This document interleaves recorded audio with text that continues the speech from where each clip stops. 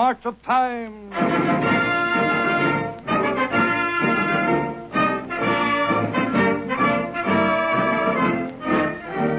Life, the magazine of pictures, is edited to show intelligent American families the news of the week and the ways of the world's people.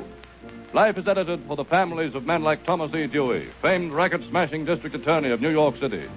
Says Mr. Dewey, life is not only entertaining and stimulating, life is unbiased and unafraid in presenting important news. It is a great combination of courage and color in picturing American life. Life is edited for the families of men like Joseph P. Kennedy, newly appointed United States Ambassador to Great Britain. Says Ambassador Kennedy, life is real and a good deal more than earnest in its vigorous, unbiased presentation of the news. It's marvelous. I look forward to reading it every week. And it is because life goes into the homes of families like these, today nearly 2 million of the best American families, that many advertisers are predicting that Life, before long, will be not only the most read magazine in the country, but the leading advertising medium. The new issue of Life is on sale at newsstands tomorrow, and more copies of Life are now being sold on U.S. newsstands each month than of any other magazine. Go to your news dealer. He will just have received his copy, and if you don't see Life, we suggest you ask for it. Tonight, Life, the weekly magazine of pictures, joins Time, the weekly news magazine, in presenting by radio the reenactment of memorable scenes from the news of the week. From the march of time.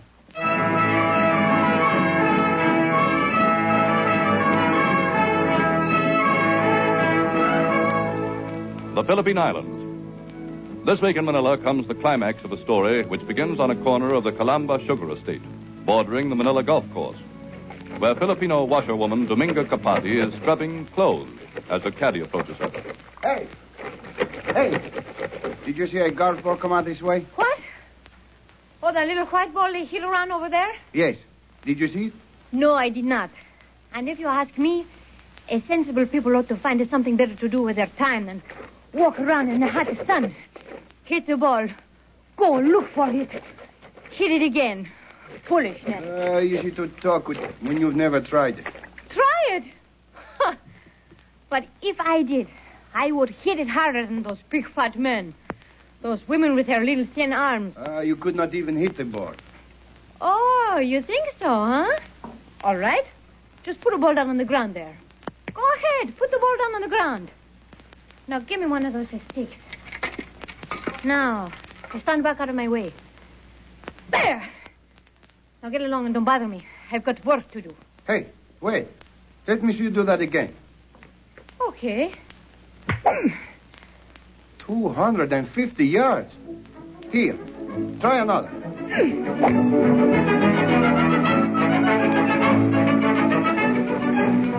2 years ago, husky Dominga Capati swung her first golf club, hit her first golf ball. This week, in the roster of entries in the Manila Women's Open Golf Tournament, Capati, Dominga, age 25, nationality, Philippine, club affiliations, none, occupation, washerwoman.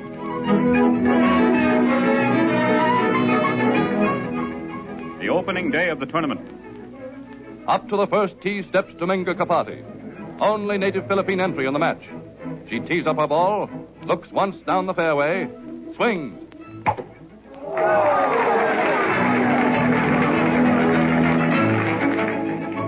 The second day. A cheering crowd is following Dominga Capati, 2 strokes ahead of the field as she tees up for her 35th hole.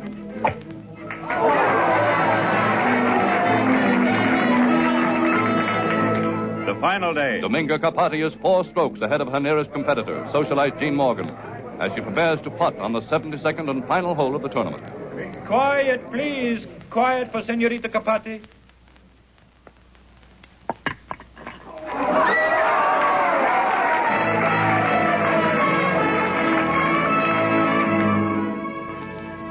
This week, new Open Golf champion of the Philippine Islands is washerwoman Dominga Capati, finishing 5 strokes ahead of her nearest rival. The first Filipino ever to win a golf championship. And at week's end, back at her washboard, says champion Capati, I get driving muscles scrubbing up and down like this. And my wrist wringing out the clothes like this. And the putting, well, that just seemed to come natural. 1938, marches on.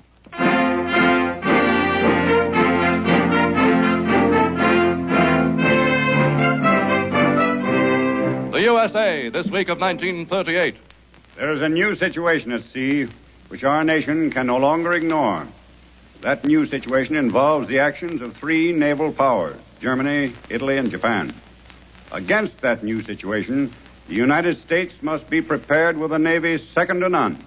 With a trained... This week in Washington, testifying on behalf of the U.S. Navy, a gray-haired scholarly admiral sits in the witness chair before a House committee. He is William D. Lay, Chief of Operations of all the U.S. fleets. This week, putting the Navy on record for the first time in 22 years as naming a potential enemy of the United States on the high seas. In the hushed committee room, congressmen lean forward as committee members question the admiral. Admiral Leahy, are you suggesting that the United States abrogate the 1936 London Naval Treaty? The 1930 treaty allowed the United States and Great Britain 5 ships each to every 3 that Japan built. Japan, however, is reported to have exceeded the limit of the treaty of 1936. So we must be armed 5-3 against Japan. Does it take 5 Americans to lick 3 Japs? That, sir, is the first time I have heard such an expression. Would you risk a fight with an equal Japanese Navy? I would be only too happy to take that chance. Admiral Leahy, isn't there some sort of an understanding between the United States Navy and Great Britain? Certainly not. How does it happen that Captain Royal Ingersoll, Chief of our Navy's War Council, has been carrying on consultations with the British Admiralty? Mr. Chairman, I object to that question. No, let him answer. Well, Admiral Leahy? Gentlemen, I cannot answer that question at a public hearing. Its answer involves a matter of vital importance to the interests and defense of the United States.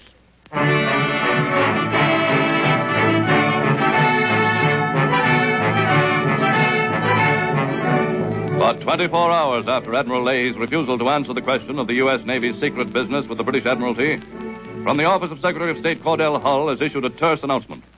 After a long consultation, the government of the United States, together with the governments of Great Britain and France, has approached the Japanese government with a request for information regarding the Japanese naval building program. If no reply is received by February 20th, the United States, Great Britain, and France will consider themselves free to adopt naval armament plans without limitation.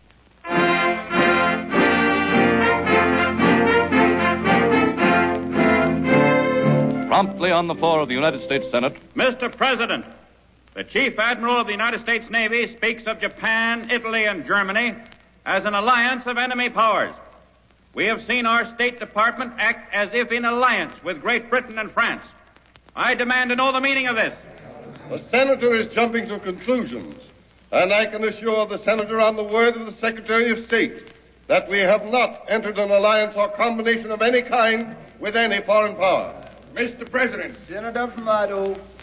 the important thing is that it looks as if we were allying ourselves against an enemy.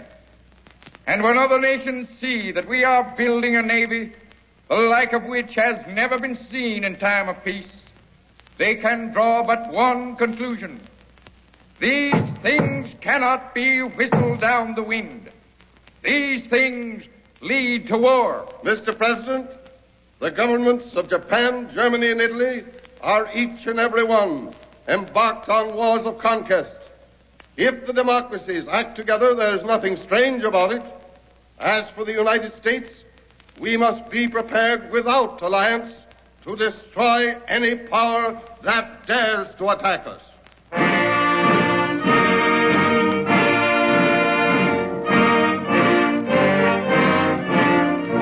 This week, no reply has come from the Japanese government to the arms ultimatum of the world's democracies. But unofficially, well knowing Japan's plans for 43,000-ton ships with 18-inch guns, the U.S., as of this week of 1938, has officially entered the world's armament race for the first time since the World War, with the greatest sustained naval building program in U.S. history. And this week, official Washington studies new results of the American Institute of Public Opinion's nationwide poll. Tabulations received in our recent survey indicate that the American people are by overwhelming majority against war and against foreign alliances. Yet a majority of 74% of the American people favor a navy second to none. Time marches on.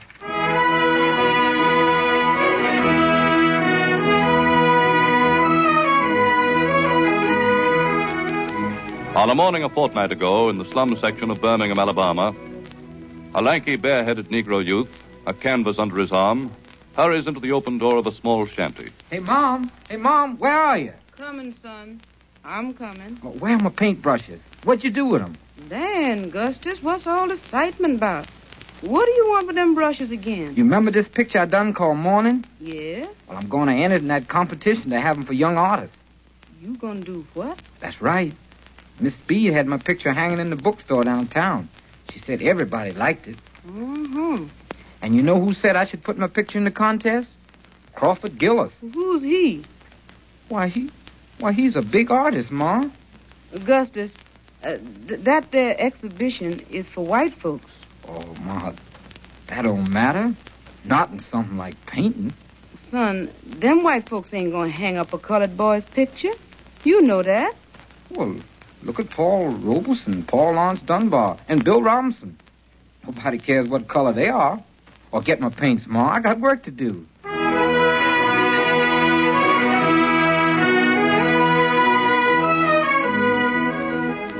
To Mr. Augustus Williams, dear sir, your entry number 230 titled Morning has been accepted by the Women's Civic Club as a part of the Birmingham division of the International Exhibition of Young Artists.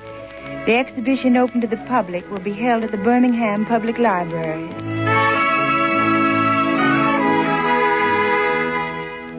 Promptly hung in Birmingham's public library is the picture Morning, landscape watercolor by young Negro Augustus Williams. Promptly next morning, off to see his picture hanging on exhibition goes artist Williams.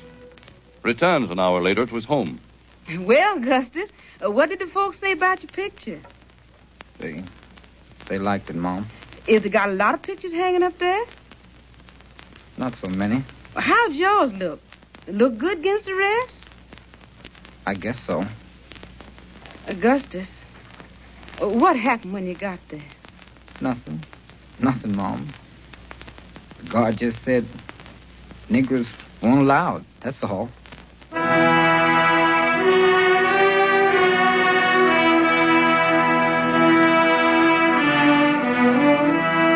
This week, as the Birmingham Public Library enforces the old Jim Crow law of the South, refuses to permit Augustus Williams to see his own entry on exhibit, 15 Southern artists take up the cudgels for the young Negro painter. Letters pour into Birmingham's public library, some protesting that a Negro's picture was exhibited, most protesting that Jim Crow ruling. But comments librarian Lila Mae Chapman. I didn't even know Augustus Williams had a picture on exhibition in our gallery. But we never have permitted Negroes to enter our library, and I don't see what we can do about it now. 1938 marches on.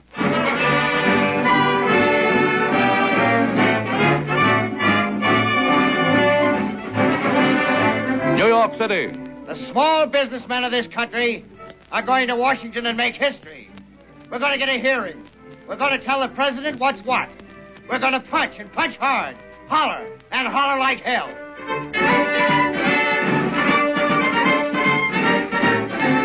Such this week is the battle cry of little clothing manufacturer Henry Sachs, one of 800 delegates to a conference of the nation's little businessmen, convening at the personal invitation of small business number one champion, Franklin D. Roosevelt. Declares little oil man Alfred Mossman Landon. Those little fellows can give the president some good advice.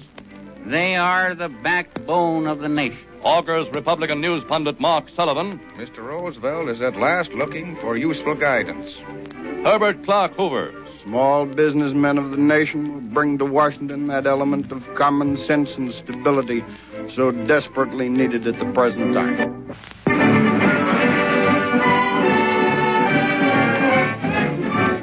This week in Washington, on the platform of the Department of Commerce Auditorium, benignly beaming Secretary of Commerce Daniel Roper welcomes the delegates to the conference of little businessmen. I am proud to stand before this splendid group of American citizens. It is a privilege indeed to see with what genuine enthusiasm you have come together to offer your plans and advice. It is indeed an occasion which I shall long treasure among... Louder! I can't hear you in the I'm doing my best, but will you take your seat, please? No, we won't take our seat. We came to be heard, not to listen to Please, will you listen to me? I'm not going to make a speech. I merely want to suggest... Down in front! This is down in front! We haven't had a prayer. It's a monopoly. Please take your seat.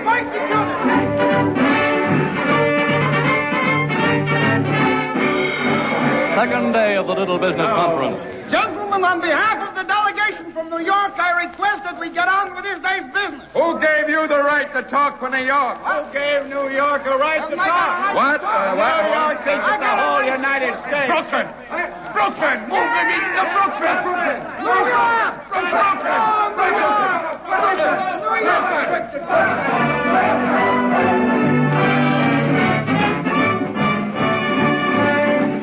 Third day of the Little Business Conference. Mr. Chairman! Mr. Chairman! Order! Sergeant at Arms, throw that man out! Free speech! Free speech! Let go of me! I demand my civil liberty! I demand it at home! I demand it at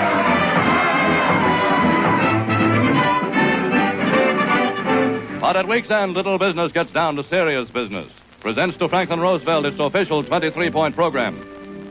Number 1 point on the program of Little Business. Repeal of the corporate surplus tax. Number 2 point. Amendment of the Wagner Labor Relations Act. Number 3 point. Cheaper loans to small business for new plant and equipment. Other points on the Little Business program.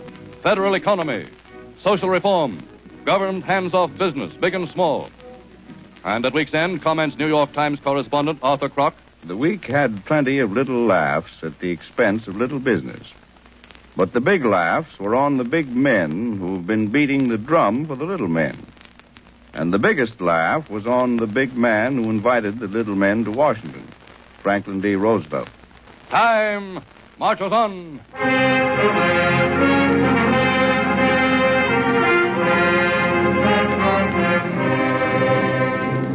Alcatraz Island.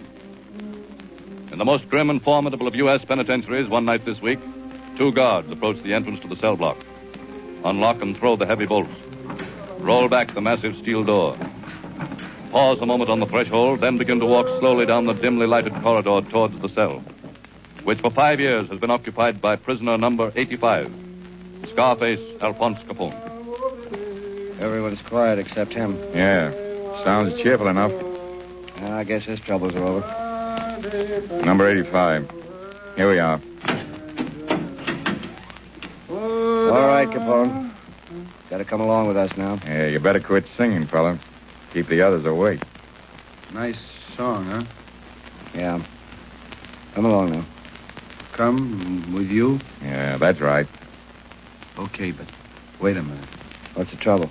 My bed. I got to finish making my bed. It's 3 o'clock in the morning. I made it as good as I could, but there's always a wrinkle in it. I don't know. Come on, Al. We'll send a guy down to fix your bed. Okay. But I ought to smooth it out a little. Don't you think I ought to before I go?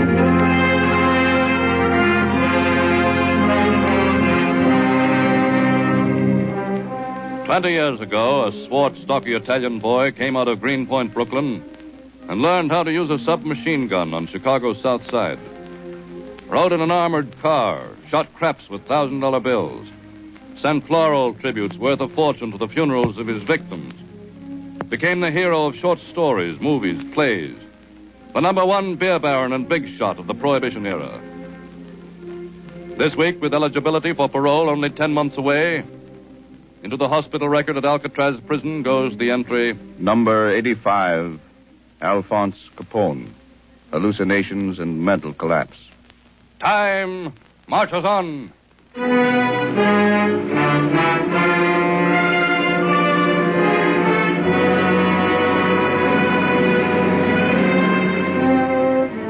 Berlin, Germany. At 10 o'clock one night this week, over every radio in every home in Nazi Germany. People of the Third German Reich, you are ordered to stand by your radios for important announcements concerning the government. Every German must give these announcements his complete attention. By order of the Fuhrer, Adolf Hitler.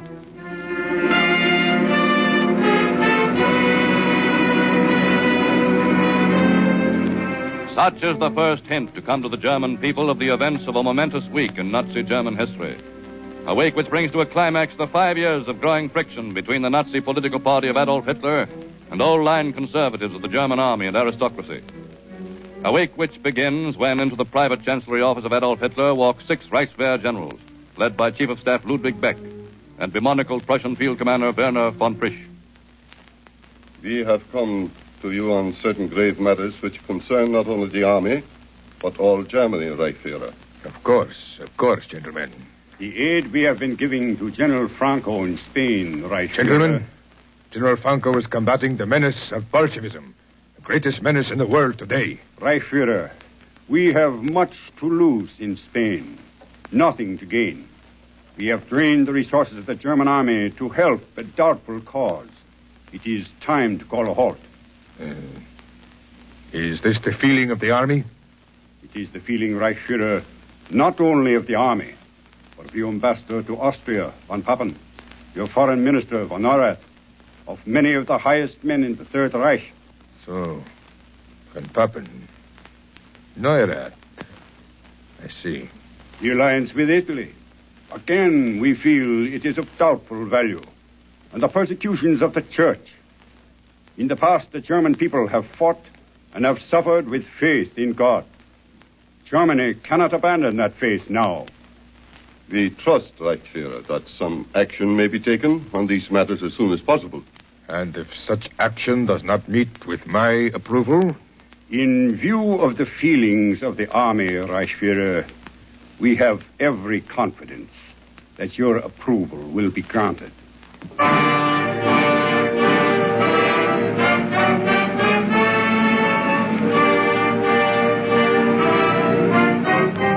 One hour later comes the announcement that one of the rare meetings of Germany's parliament has been cancelled. Throughout the night in Berlin embassies and diplomatic circles, through the offices of the great foreign press services, goes the word of a political crisis in the Third German Reich. Over all Germany descends a blank censorship of press and radio. Morning at a newsstand in the heart of Berlin. The London Times, please. Here you are. Have the Austrian papers come in yet? No, not yet. Not Any yet. Swiss papers? Not yet. Stand aside, please. What is up, sir? You will have to close your stand temporarily. Close my stand? Until we have confiscated your foreign newspapers. All foreign newspapers confiscated. Orders of the government.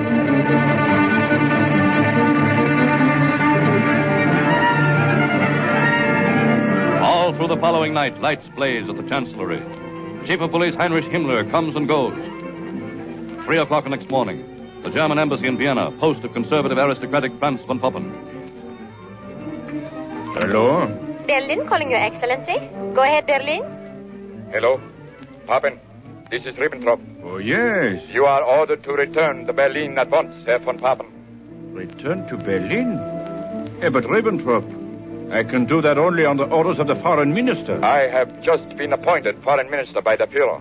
Yeah, but You are hereby relieved of your post as ambassador to Austria, Herr von Papen. You will return to Berlin at once.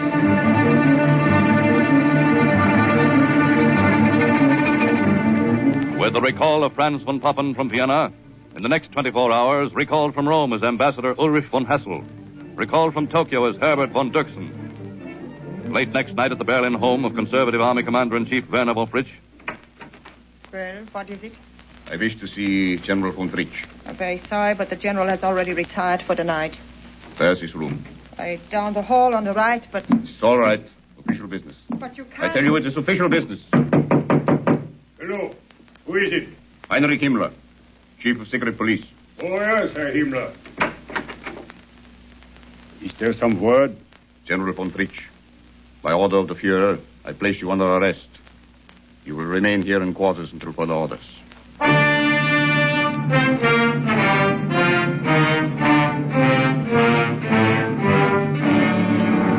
So at week's end, with the arrest of Werner von Frisch, conclude 6 days of virtual rebellion of conservative army officers against the authority of Adolf Hitler. Then the radio silence which has blanketed all Germany is finally broken by Minister of Propaganda, Paul Joseph Goebbels. People of Germany, by order of Chancellor Adolf Hitler, the resignations of Defense Minister Field Marshal von Blomberg, of Army Commander-in-Chief General von Fritsch, of Prime Minister Baron von Neurath have been accepted. Foreign ambassadors to Rome, Vienna, and Tokyo have been recalled. The following changes in the economic ministry will become effective as of tonight.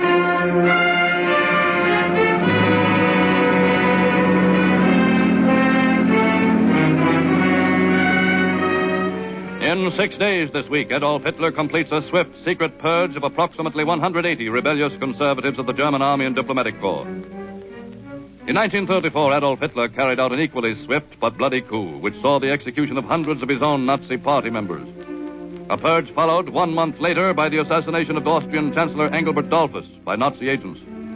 Followed 11 months later by the abrogation of the Versailles Treaty clauses, which launched Germany on her program of rearmament. This week, whether the purge of 1938 presages new German adventures in Austria, in Czechoslovakia, in Spain, is known only to the Führer. And with rumors tonight of open revolt among officers and men of Berlin's crack Prussian regiments, only hint of the future course of German destinies is the statement to his people of Adolf Hitler. Henceforth, I, personally, will exercise direct command of the entire armed establishment of the Third German Reich. Time marches on.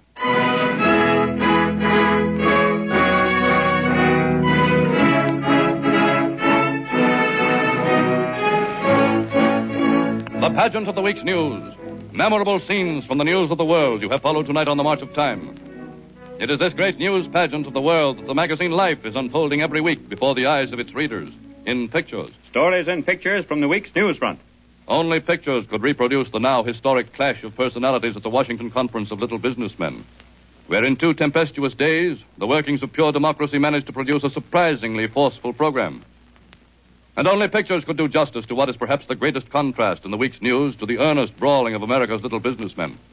The opening of Canada's Parliament by her Governor-General, in all its ancient pomp and pageantry. Life catches the news in the camera's eye. In Life, you eyewitness the great murder trial of 1938, now in progress at Los Angeles, to which all Hollywood comes to watch the real-life drama of a man fighting for his life. In Life, you watch all Egypt celebrate the marriage of its young king to his most beautiful subject. And in Life, you watch Japan's sacred Buddhist service of thanksgiving for the fall of Nanking. Life takes you abroad. In Life this week, you will see the almost unbelievable details of Europe's new world war of the airwaves. A war between fascism and democracy, in which the weapons are words and the battlefields extend to this country and to South America. Life goes to the movies. Life shows you what Hollywood is doing to make over the beautiful Robert Taylor into a He-Man for masculine consumption. And most timely and significant of all, Life shows you the life and death of Abraham Lincoln. In a remarkable collection of 30 photographs, Life recreates a living record of the titanic struggle and tragic death of America's great president. You will be amazed, as Life was amazed, that such excellent photographs were taken so long ago. And in them, Life shows you Lincoln's second presidential campaign and inauguration, his meeting with McClellan at Antietam, making his deathless speech at Gettysburg, and the nation in mourning at his death. Every American man and woman and every growing American child will want to see these historic news photographs of Abraham Lincoln and his contemporaries, published in Life tomorrow, on the eve of the nation's celebration of his birthday on Saturday. These are but a few of the week's news stories, which Life's new issue covers in words and pictures. Be sure of getting a copy. Ask your news